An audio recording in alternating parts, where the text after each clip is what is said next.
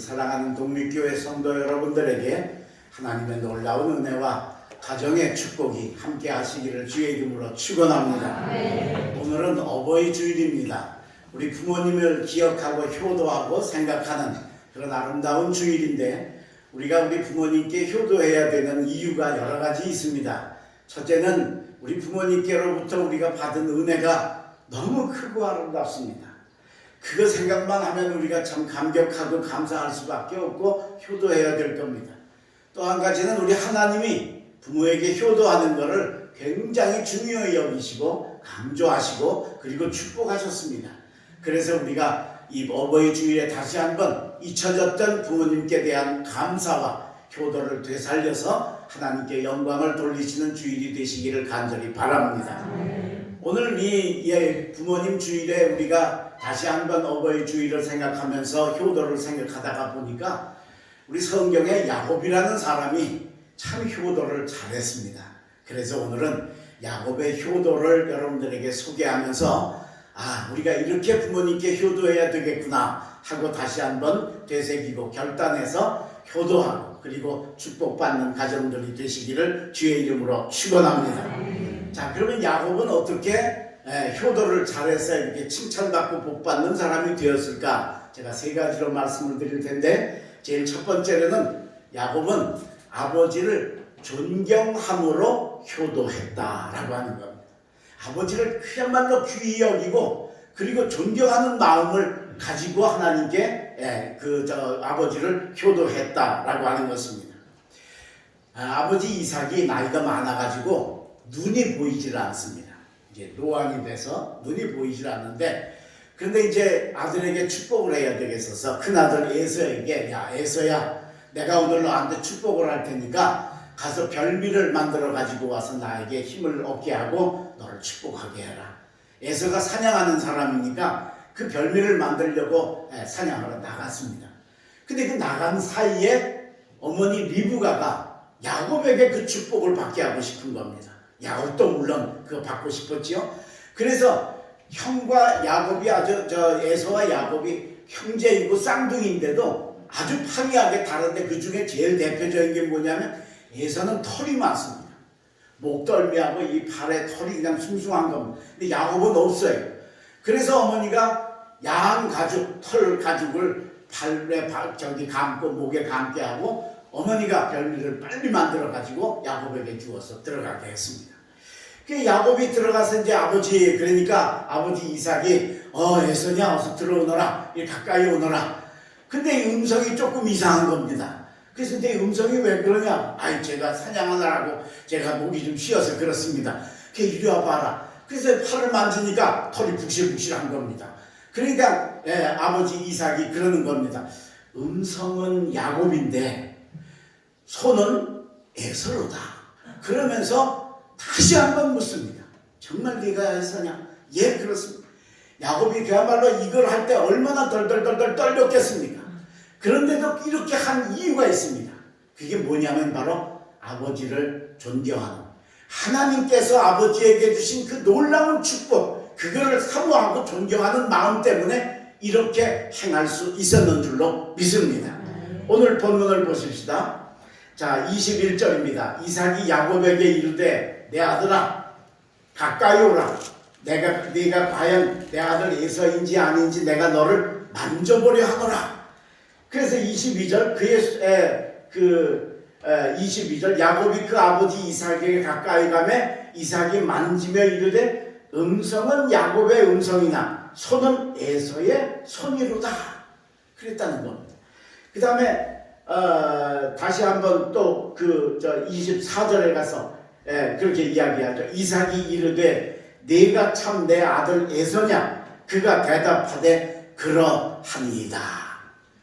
얼마나 간절한 마음으로 아버지에게 갔겠습니까? 근데 아버지를 참 속이는 게 이게 쉬운 일이 아닐 텐데 그렇게 할 수밖에 없었던 그 이유가 뭐냐? 하나님이 아버지에게 주신 아버지의 권세, 그 영적인 권세지요. 그것 때문에 그렇게 야곱이 아버지를 존경했고, 그래서 그 아버지로부터 오는 축복을 받기 위해서 참 거짓말도 서슴지 않을 만큼의 간절함이 있었다라고 하는 것입니다. 우리 다 어릴 때 우리 아버지를 어떻게 봤습니까? 엄청 크고 위대한 분으로 봤죠. 세상에서 못할 거 없으신 분으로 봤죠. 근데 내가 점점 커지고 우리 아버지는 나이 많아지고 늙어가고 그리고 병들고 노쇠해지면 사실상 이제 그때는 야 우리 아버지가 이렇게 작았나 그렇게 느끼지 않냐는 거. 게다가 늙고 병들고 경제력이 떨어지면 사실 존경하는 마음 그거 들기 쉽지 않습니다. 오늘 이삭은 눈이 안 보이는 그야말로 정말 노인네 중에 노인네였습니다. 그런데도 야곱이 그를 존경했다라고 하는 것입니다. 오늘 여러분들의 부모님을 존경하시기를 주의 이름으로 축원합니다.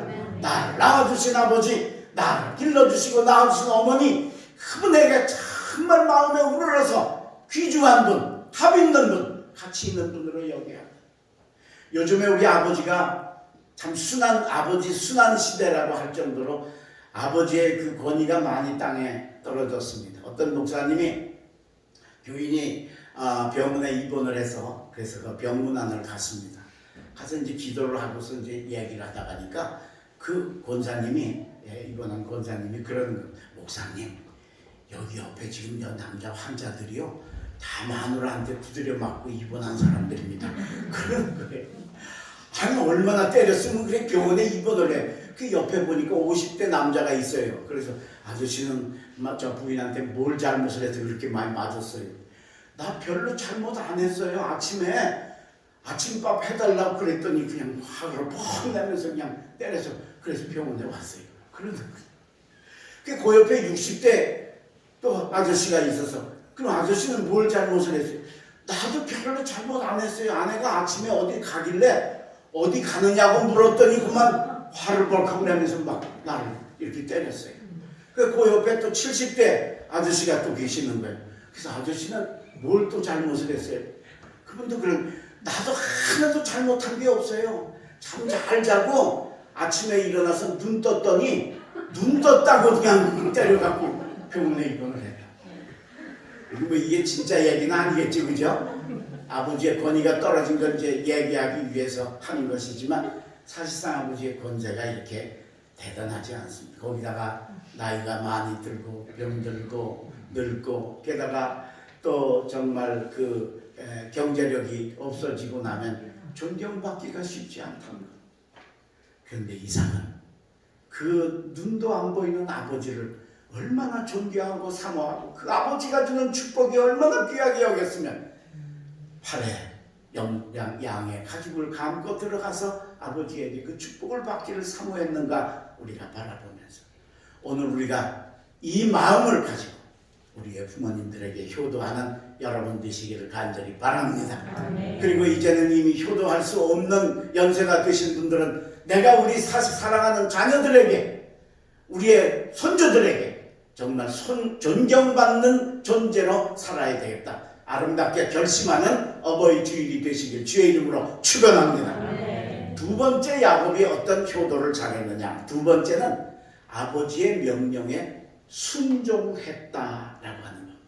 아버지의 명령에 철저하게 순종해. 자, 그래서 우리가 잘 아는 것처럼 아버지가 아버지 이삭이 야곱의 머리에 손을 얹고 오늘 본문을 보면 축복하는 이야기가 나오죠. 그 축복이 끝난 다음에 에서가 짐승을 잡아가지고 별미를 만들어 들어온 거예요. 그랬더니 나 이미 축복했는데 이 에서는 벌써 이제 야곱이 뺏어갔다는 걸 알죠. 그래서 에서가 이 야곱을 막 죽이려고 그럽니다. 이 형제간에 이거 피를 흘리는 일이 생기게 된 겁니다. 이대로 두었다간 도저히 안 되겠습니다. 그래서 야곱을 피신을 시키기 위해서 야곱의 어머니 리브가의 그 고향인 밧단 아람으로 거기 외삼촌 집으로 피신을 시키게 됩니다. 근데 그때 그 피신을 시키게 될 때 그때 아버지가 이삭이 야곱에게 딱 한 가지 당부를 합니다. 그게 오늘 28장 1절 2절입니다. 이삭이 야곱을 불러 그에게 축복하고 또 당부하여 이르되 축복을 하고 다시 또 당부를 해서 너는 가나안 사람의 딸들 중에서 아내를 맞이하지 말고 일어나 밧단 아람으로 가서 내 외조부 부두엘의 집에 이르러 거기서 내 외삼촌 라반의 딸 중에서 아내를 맞이하라. 이렇게 여기 가나안 사람 아니고 내 외조부 그 고향에 가서 그 외삼촌의 딸들 중에서 선택해서 결혼을 하라 하고 명령을 내린 거. 아마도 그때는 이 외사촌들끼리도 결혼이 되었던 모양입니다. 그래서 야곱이 이 명령을 받고 이제 중간에 가다가 베델에서 하나님을 만나 은혜를 받고 그리고 외삼촌 집으로 가지요.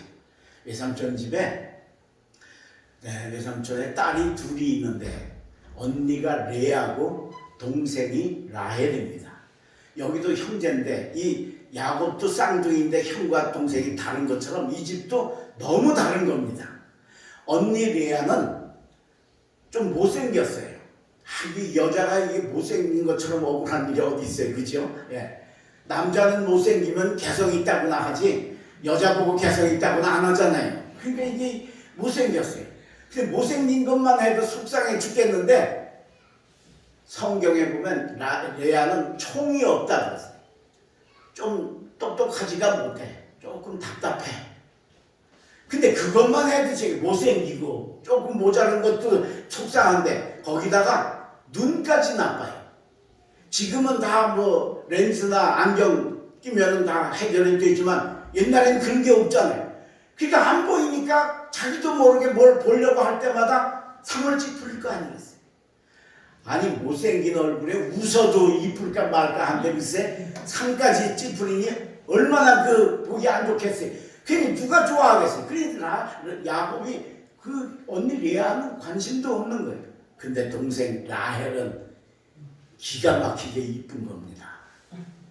형, 언니 동생 사이가 이렇게 틀린 겁니다. 게다가 얼굴만 이쁜 게 아니라 성경에 보면 라헬은 총이 있다고 그랬어요.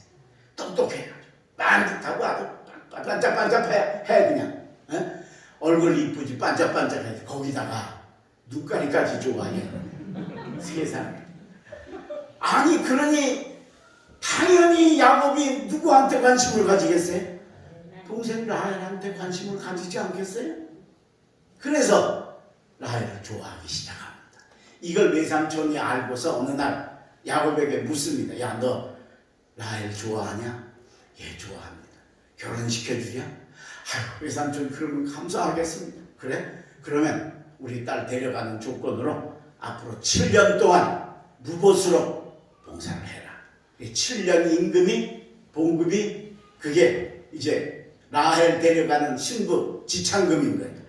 그래서 7년을 정말 하루같이 그 라헬을 사랑하는 마음에 일을 열심히 했습니다.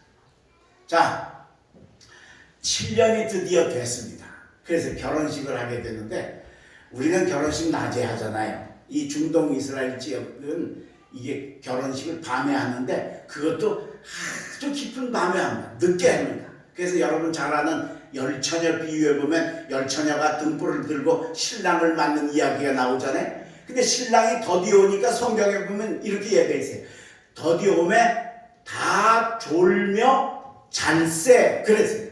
처음엔 다 졸았어요. 이제 또 졸았어요. 기다려야 되니까. 그러다 나중에는 우리가 뭐 졸다가 견딜 수 없으면 그냥 들어눕잖아요. 그게 다 들어서 자는 거예요. 깊은 밤에. 그만큼 깊은 밤에 신랑이 늦게 와서 밤에 결혼을 하는 거예요. 그러니까 밤이니까 요즘처럼 전기가 있을 때가 아니니까 당연히 잘 안 보이겠죠. 그래서 신방을 꾸며가지고 첫날 밤을 자고 아침에 야곱이 일어나서 신부를 딱 보니까 야 이게 큰일 났네요. 신부가 바뀌었어요. 자기는 관심도 없고 별로 좋아도 안 하는 언니 레아가 하룻밤 신부가 되어버린 거예요. 얼마나 화가 나겠어요?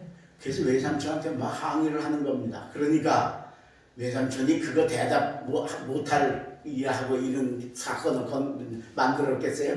그러니까 그러는 거예요. 야, 우리 지역에서는 언니를 두고 동생이 먼저 시집가는 법은 없다. 우리나라도 한 30-40년 전만 해도 그랬잖아요. 그죠? 언니 오빠가 결혼을 안 해서 동생들이 가야 되는데 못 가는 경우만 지금은 이제 다 그런 거 거의 없어졌지만 옛날에는 이게 철저했어요.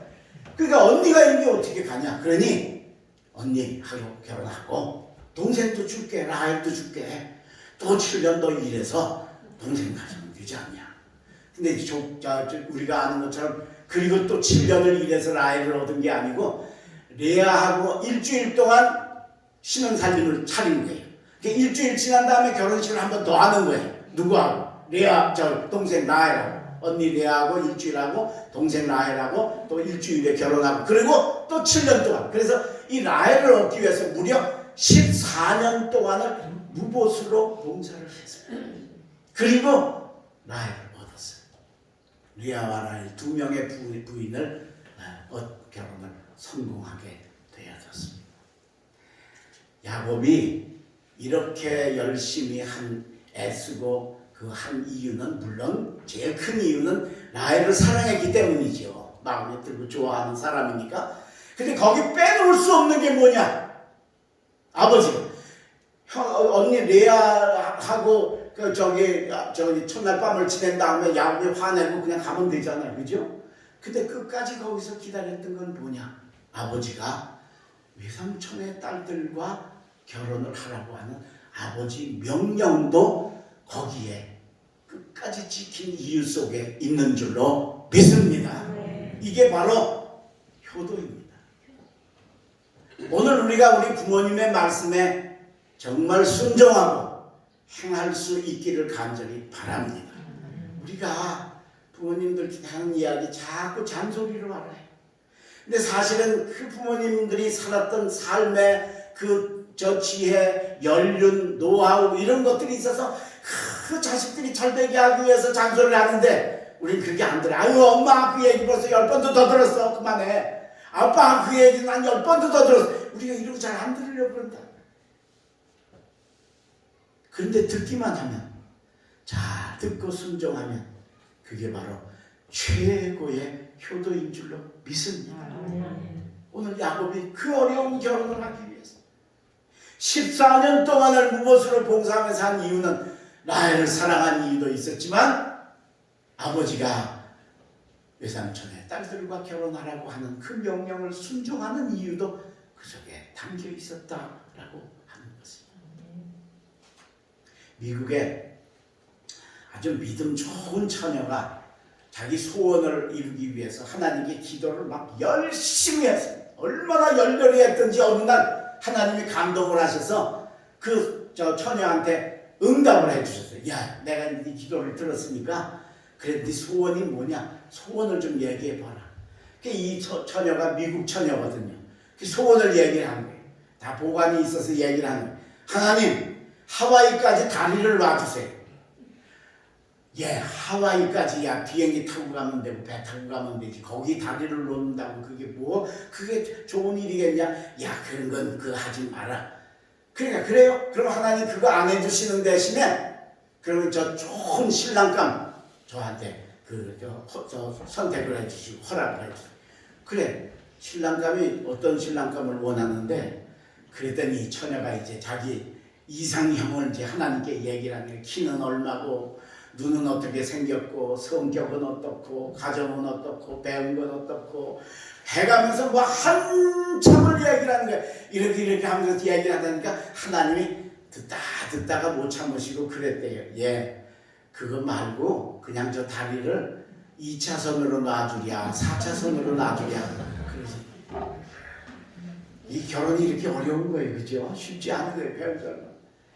근데 그게 아버지의 명령이기 때문에 참 외삼촌의 그 속임과 술수 속에서도 꿋꿋이 행했던 이유는 뭐냐? 아버지의 명령에 순종했기 때문이다. 오늘 여러분 순종 잘하시기를 바랍니다. 부모님의 명령에 부모님의 잔소리로 듣지만 사실 우리가 자녀 기르면서 또 어떤 때 사춘기 때 좀 뭐 얘기하면 안 듣고 문 탁 닫고 들어가면 얼마나 섭섭했습니까? 그걸 생각하면서 우리의 부모님께 그 명령에 순종하고 행해서 효도를 이루시는 여러분 되시길 주의 이름으로 축원합니다. 마지막 세 번째로 오늘 이 야곱이 세 번째 행한 효도는 뭐냐? 형제간의 화목을 완성했다라고 하는 거. 야곱이 거기 가서 14년 동안을 무보수로 봉사를 하고 레아와 라헬을 얻고 그리고 나서 거기서 얼마나 열심히 잘했던지 하나님이 축복을 하셨습니다. 그래서 거기서 성공을 했습니다. 외삼촌이 인정할 정도로 아주 그야말로 참 양과 소가 때를 이루고 거부가 되었습니다. 이제는 고향으로 돌아가고 싶습니다. 그래서 떠나면서 가만히 생각을 해보니까 뭐가 마음에 하나 걸리느냐 하면 형 에서가 마음에 걸리는 겁니다. 막 형이 자기를 죽이려고까지 그랬잖아요. 그 형이 마음에 걸리는 겁니다. 그래서 사람을 보내서 내가 지금 다시 고향으로 돌아옵니다 하고 형에게 소식을 보냈어요.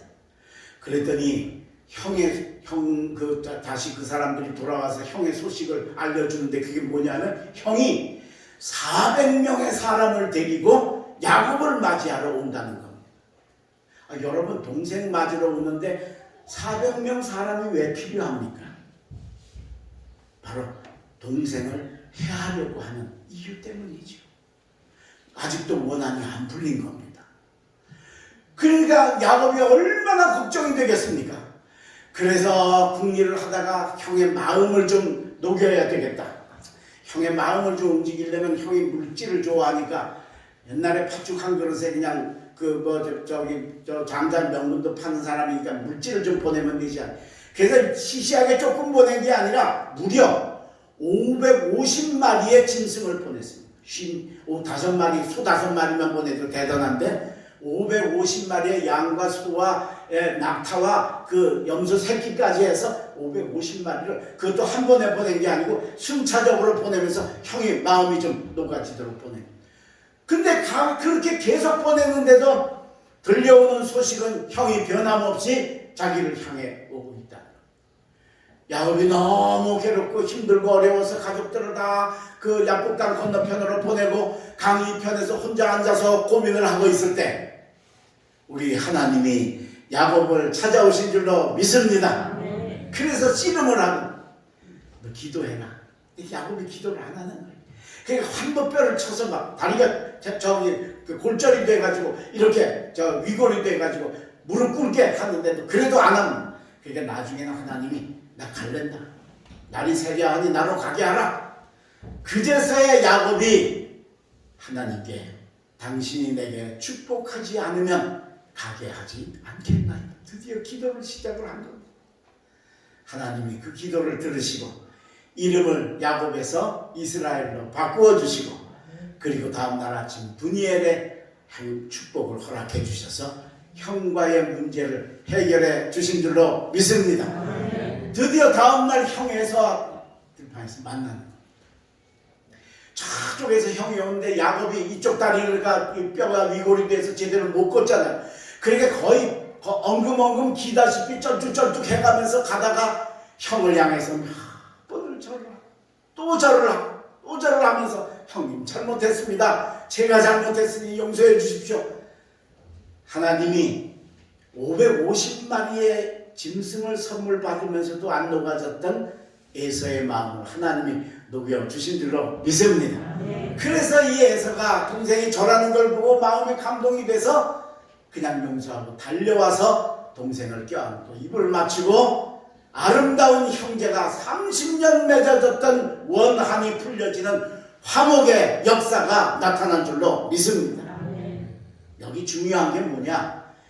야곱은 형을 한 번도 원망을 안 했습니다. 형 째째하다. 야 30년 전 걸 아직도 기억을 하고 그거 꽁해가지고 있어. 그러지 않았다는 거야. 내가 잘못해서 내가 형 마음 상하게 했으니까 그래서 짐승을 주고 위에서 기도를 하고 그리고 더 나아가서 정말 물질을 줄 뿐만 아니라 만나가지고 형을 뭐라고 불렀느냐? 주여라고 불렀어요. 형제지간인데 내가 형을 만나니 하나님을 만난 것 같습니다. 주여 내가 형께 많이 잘못했습니다. 그러니 그렇게 하니 형이 녹아서 물론 거기 하나님이 역사하셨지만 화해의 역사가 일어난 줄로 믿습니다. 자, 이게 화해가 일어나니까 그 다음에 어떻게 됐느냐? 이 에서와 야곱이 함께 아버지 이삭을 찾아갑니다. 놀라운 건 그때까지 30년 지나도록 아버지가 살아계셨던 겁니다. 아마도 이 아들들의 화해를 기다리며 야곱을 보고 싶어 그때까지 살아계시지 않았을까? 그렇죠? 네.